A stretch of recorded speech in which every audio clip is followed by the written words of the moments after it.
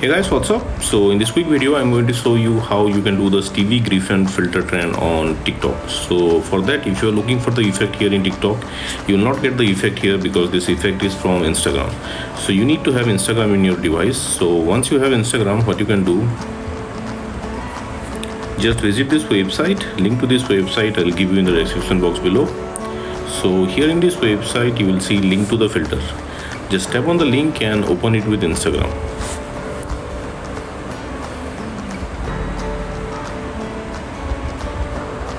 Okay, so this is the effect.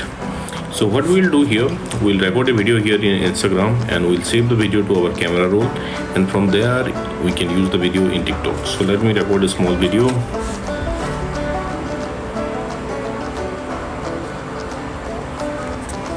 Okay, let's save it. Now let's go to TikTok. Okay, so here in TikTok, this is the upload button. Just tap there. Okay, where is the video? Okay, so this is the video. Select the video that we just saved.